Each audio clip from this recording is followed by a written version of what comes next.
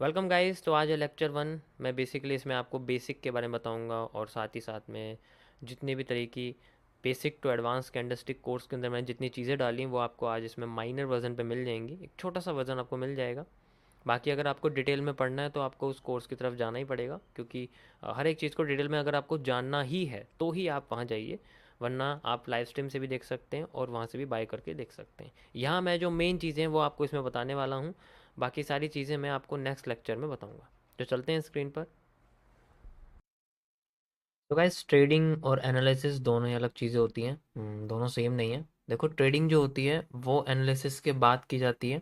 हम चार्ट को जो सॉल्व करते हैं स्ट्रक्चर्स के ज़रिए, टेक्निकल एनालिसिस के ज़रिए, कैंडलस्टिक्स के ज़रिए, वगैरह वगैरह, जितनी भी चीज़ें हम यूज़ करते हैं वो सारी चीज़ें हमारे चार्ट एनालिसिस के अंदर आती हैं। अब हम उस चार्ट एनालिसिस को यूज़ करें ट्रेडिंग यानी कि पैसा बनाने के लिए, या तो अपना पर्सनल ट्रेडिंग या फिर किसी और का प्रोफेशनल ट्रेडिंग। इसी तरीके से एनालिसिस में होता है कि हम अपने एनालिसिस को यूज़ करें खुद के लिए फॉर पर्सनल और किसी और के लिए फॉर प्रोफेशनल। हम अपने एनालिसिस बेच सकते हैं, किसी और के लिए काम करवा सकते हैं एंड अपने ही पॉइंट ऑफ व्यू लोगों को दे सकते हैं। नाउ, इन सब की शुरुआत होती है आपके चार्ट को समझने के लिए। देखो, कुछ भी हो आपको पहले चार्ट को समझना पड़ेगा। कई सारी चीज़ें हैं जो आपको पता होनी चाहिए कि मार्केट क्या होती है, किस तरीके से होती है और कैसे काम करती है।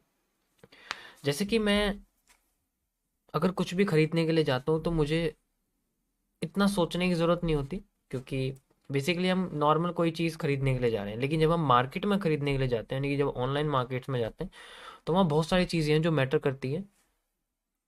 जैसे कि हमारे पास कोई भी एक घड़ी है, ठीक है, कोई भी एक घड़ी है हमारे पास और हम उसको खरीदने के लिए जा रहे हैं। उसका प्राइस शायद हो सकता है एक शॉप पर इस घड़ी का प्राइस 10,000 हो, ठीक है। हो सकता है दूसरी शॉप पर इसका प्राइस 9,000 हो, और हो सकता है किसी और शॉप पे इसका प्राइस 9,500 हो। तो इस तरीके से इसका प्राइस जो है अलग अलग शॉप पर अलग अलग लगा हुआ है। इसका मतलब क्या होता है? इसका मतलब ये है कि ये लोकेशन के हिसाब से इनकी प्राइसिंग की जाती है। लोकेशन मतलब जैसे कि पहली वाली शॉप दूसरी वाली शॉप से कितनी दूर है।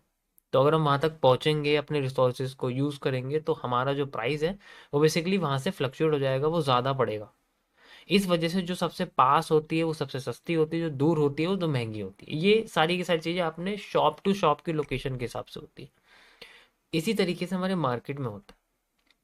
अब हमें लोकेशन पहचाननी पड़ती है कि किस जगह पर हमारा प्राइस सस्ता हो जाएगा और किस जगह पर हमारा प्राइस महंगा हो जाएगा। ये सारी चीज़ें हमें दिखने के लिए ऐसा नहीं होता, एक सिस्टमेटिक तरीका होता है जिसको हम लोग चार्ट बोलते हैं। और इन चार्ट्स के अंदर ये सारी चीज़ें कई तरीके से दिखाई देती हैं। जैसे कि हम अगर टाइप्स के बारे में बात करें तो कई तरीके की चीज़ें होती हैं, ऐसे प्राइस को हमें दिखाया जाता है। जैसे कि मैं बात करूं, ये टाइप्स ऑफ चार्ट हैं।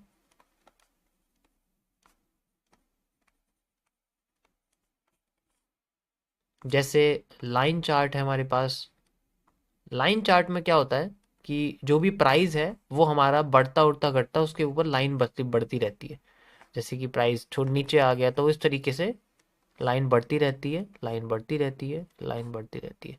अब हर एक लाइन के बनने और ख़त्म होने के बीच में एक टाइम होता है जिसे हम लोग टाइम फ्रेम कहते हैं।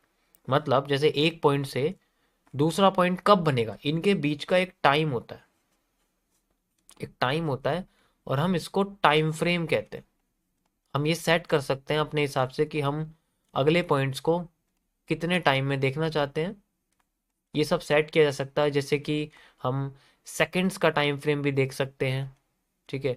जैसे कि हम मिनट्स का टाइम फ्रेम भी देख सकते हैं। एग्जांपल के जैसे 1 मिनट हो गया, 5 मिनट्स हो गया, 15 मिनट्स हो गया, कि हम चाहते हैं कि पहले पॉइंट से दूसरा पॉइंट 15 मिनट बाद बने, या पहले पॉइंट से दूसरा पॉइंट 1 मिनट बाद बने। ये सारा टाइम हम खुद से सेलेक्ट कर सकते हैं, हमें एक फ्रीडम मिलती है। उसी हिसाब से मार्केट में स्ट्रक्चर्स भी चेंज होते हैं। शायद जो 1 मिनट में मार्केट में ऐसा स्ट्रक्चर बन रहा होगा चार्ट पर, वो शायद 15 मिनट में हमें सिर्फ ऐसा दिखे, 2 पॉइंट्स ही हमें शायद दिखे।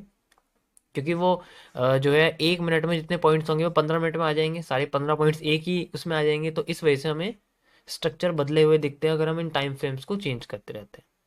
इसके बेसिस पे हमें पता लगता है कि कौन सा प्राइस कब था, कितना था, और ये हमें चार्ट पे शो होता रहता है। इसके लिए हम लोग ट्रेडिंग व्यू यूज़ कर सकते हैं, जो मैं आपको आगे बताऊंगा किस तरीके से वो जो एक चार्ट एनालिसिस के लिए यूज़ किया जाता है ऐसे प्राइस को देखने के लिए। तो इसी तरीके से हमारे पास लाइन चार्ट के जैसा कैंडल्स भी होती हैं, जो कि हमारे मेन है, इसी को हम यूज़ करते हैं सबसे ज़्यादा। कैंडलस्टिक चार्ट्स होते हैं जिसमें हमें कैंडल्स देखने को मिलती हैं इस तरीके से, ऐसे कैंडल्स होती है और इनके पैटर्न्स होते हैं, क्योंकि लाइन में इतना डिटेल्ड वर्जन नहीं होता। लाइन चार्ट हम यूज़ करते हैं बड़े बड़े पैटर्न्स को समझने के लिए। स्टार्टिंग हालांकि लाइन चार्ट से ही करनी चाहिए ताकि आपको डिटेल में ना पढ़ के शुरुआत में स्ट्रक्चर्स को ऊपर ऊपर भाग से, यानी कि हाथी को आपको पढ़ना पड़ेगा, उसके बाद आप चींटी की तरफ जाओ। कैंडल स्टिक चार्ट पैटर्न चींटियों के लिए यूज़ होता है, यानी कि हमें डिटेल में पढ़ना पड़ता है। हर कैंडल का एक मतलब होता है, वो कहाँ बन रही है, उसकी पोजीशन क्या है, उसका साइज कितना है, उसकी लाइन कितनी लंबी, सारी चीज़ें मैटर करती हैं, जो कि मैं आपको आगे बताऊँ। तो ये एक ओवरव्यू था छोटा सा, जैसे कि एक चार्ट है जो कैंडल से मिलके बनता है। अगर मैं आपको दिखाऊं तो इस तरीके से हमें कई सारे यहाँ पर ये कैंडल स्टिक चार्ट दिखता है, you can easily see it. और यहाँ पर हमारे पास इसका एक ट्रेंड होता है, हम चाहे तो इसको चेंज कर सकते हैं, लाइक यहाँ ऐसे लाइन चार्ट यूज़ करते, तो इसमें आप देखोगे कि डिटेल नहीं है, बस सिंपल एक मार्केट ऊपर की साइड जा रही है, ऊपर नीचे हो रही है, ये सारा मूव हमें देखने को मिलता है। अब ये दुनिया के हर चार्ट पे दिखता है, ऐसा नहीं है कि आपको सिर्फ ये निफ्टी में दिख रहा है, ऐसा नहीं है कि आपको सिर्फ ये गोल्ड में दिख रहा है, नहीं। दुनिया के हर चार्ट में कैंडल्स बनती हैं और सभी कैंडल एक जैसा ही काम करती हैं, लोकेशन के हिसाब से, स्ट्रक्चर्स के हिसाब से, बस हमें उन्हें अच्छे से समझना होता है और मार्केट में उनको ध्यान से देखना होता है। अगर हम उनको इग्नोरेंस कर देंगे, उनको इग्नोर कर देंगे, तो हमें शायद स्ट्रक्चर सही से समझ में ना आए, क्योंकि यही सबसे मेन है। मार्केट में सिर्फ स्ट्रक्चर ही काम करता है और साथ में हम न्यूज़ भी देख सकते हैं, जो कि मैं आपको बताऊंगा आगे कि न्यूज़ का क्या इफेक्ट पड़ता है स्ट्रक्चर्स पे। तो इस तरीके से हमारे पास बेसिकली ऐसे टाइप्स ऑफ चार्ट होते हैं, कई तरीके के होते हैं, लेकिन हम मेन जो है कैंडलस्टिक को ही यूज़ करेंगे, सबसे ज़्यादा कैंडलस्टिक ही है जो हमारे लिए काम करता है। सो इस तरीके से हमारा कोई भी चीज़ है, जो हम किसी भी चीज़ को खरीदने जा रहे हैं, वो उसका जो प्राइस है वो ऊपर नीचे होता होता फ्लक्चुएट करता है, हमें दिखाई देता है। अब ये प्राइस होते हैं किसके हैं? ये प्राइस होते हैं एसेट के। कोई भी एसेट हो सकता है, क्योंकि दुनिया में कई तरीके की मार्केट्स होती हैं। स्टॉक मार्केट होती है, ठीक है, क्रिप्टो करेंसीज की मार्केट होती है, जैसे कि बिटकॉइन है, इथीरियम है, बिटकॉइन है, इथीरियम है, ये सारी मार्केट्स होती है इस तरीके की, ठीक है। इन सब के चार्ट दिखाई देते हैं, इन सब पे आपको कैंडल्स ही दिखेगी, टाइम फ्रेम बदल दोगे तब भी सेम ही दिखेगा, कोई फर्क नहीं पड़ता। बस टाइम फ्रेम बड़ा हो जाता है तो कैंडल बड़ी हो जाती हैं, जो है फिर साइज बड़ा हो जाता है मार्केट का, और बहुत लंबे चौड़े टाइम तक हमें वो कैंडल दिखती है। इसी तरीके से हमारी फॉरेक्स मार्केट होती है। इंडिया में फॉरेक्स में ट्रेड करना इलीगल है, बट इसको हम एज ए एजुकेशन पर्पस के लिए यूज़ कर सकते हैं, ऐसी कोई बात नहीं है। लॉजिकली देखा जाए तो हमारे पास सिर्फ दो ही ऑप्शन है, अगर हम इंडिया में, हम स्टॉक यूज़ कर सकते हैं और क्रिप्टो करेंसीज यूज़ कर सकते हैं, दोनों, वो भी विद ए ऑथोराइज प्लेटफॉर्म के जरिए। ये नहीं कि आप अनऑथोराइज का यूज़ कर रहे हो, बिल्कुल भी नहीं करना। आप ऑथोराइज तरीके से चलो, सेफ खेलो, ताकि जब अमाउंट बड़ा हो जाए तो आपको उसको विदड्रॉ करने में दिक्कत ना पड़े, अगर आप ट्रेडिंग करते हो तो। इसी तरीके से हमारी पूरी की पूरी ये मार्केट्स के अंदर सिर्फ कैंडल्स ही कैंडल्स हैं, बाकी और कुछ भी नहीं है। बाकी और तो मैनेजमेंट है, अगर आप ट्रेडिंग करते हो तो। अभी मैं आपको एनालिसिस बता रहा हूँ कि पहले हम चार्ट को सॉल्व करना सीखते हैं, उसके बाद डिसाइड करते हैं कि हमें उस चार्ट को यूज़ करना है खुद के लिए ट्रेड करने के लिए या फिर दूसरों के लिए। अब यहाँ बहुत सारी चीज़ें हैं जो कि आपको जानने की कोई ज़रूरत नहीं, मैं मेन ही बताऊंगा। क्रैश कोर्स में यही होता है कि आपको मैं मेन ही चीज़ें बताऊँ। सबसे इंपॉर्टेंट है कि ये मार्केट जब मूव करती है इस तरीके से ऊपर नीचे, आप देख रहे होंगे कहीं भी ऐसे मूव करती रहती है, तो इसमें सबसे इंपॉर्टेंट होता है इसके लेवल्स को फाइंड आउट करना। लेवल्स को फाइंड आउट करना बहुत इंपॉर्टेंट है। हम मार्केट में कुछ भी बन रहा है, हमें दो चीज़ों का हमेशा ध्यान रखना है। एक, हमारे पास हमेशा रेजिस्टेंस। रेजिस्टेंस का मतलब होता है छत, जैसे हमारी छत होती है ना, ऊपर छत होती है, ये जो छत होती है उसको हम रेजिस्टेंस कहते हैं। और एक होता है हमारे पास सपोर्ट। हमें इन दोनों के ऊपर मास्टरी करनी पड़ती है। मतलब रेजिस्टेंस का मतलब है कि अगर हम लेवल ऊपर का पहचान लेंगे, अच्छे से ड्रॉ करना सीख जाएंगे, तो हम जब भी अपनी बॉल फेंकेंगे छत पर, वो ठप्पा खा के हमारे पास आएगी। अगर ये लेवल सही नहीं होगा तो वो आसमान में चली जाएगी, वो पता नहीं कहाँ चली जाए। तो इसलिए सबसे पहले होता है रेजिस्टेंस, जो ठप्पा खा के ऊपर जो होती है छत, वहां से नीचे आती है। इसी तरीके से होता है सपोर्ट, जब हम बॉल फेंकते हैं मतलब मार्केट जब जाती है तो वो ज़मीन पे टच करके ऊपर आनी चाहिए। अगर ज़मीन पे नहीं टच करी तो वो दलदल में घुस जाएगी, नीचे पाताल में चली जाएगी, दलदल में चली जाएगी, फिर वापस नहीं आएगी। इतने में तो नुकसान हो जाएगा। तो इन दोनों के ऊपर मास्टरी कैसे करेंगे वो मैं आपको बताता हूँ। सबसे बढ़िया तरीका सपोर्ट रेजिस्टेंस को ड्रॉ करने का, क्योंकि इसी के बेसिस पे हमें रिवर्सल फाइंड आउट होते हैं। ट्रेंड कब रिवर्स करेगा, क्योंकि मेरा सारा कॉन्सेप्ट रिवर्सल के ऊपर डिपेंड करता है। ट्रेंड के साथ नहीं चलना होता, रिवर्स करना होता है। कहने का मतलब ये कैसे काम करते हैं रिवर्सल्स।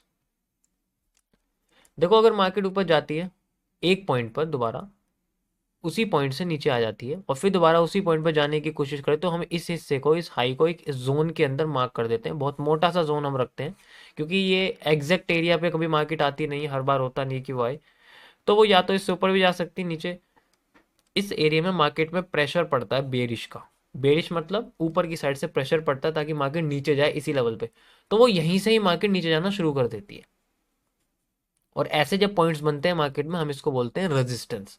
अगर हम इनको फाइंड आउट कर लेंगे तो हमारे पास मार्केट में रिवर्सल एरिया क्रिएट होता है इस जगह से, एंड वी हैव दिस।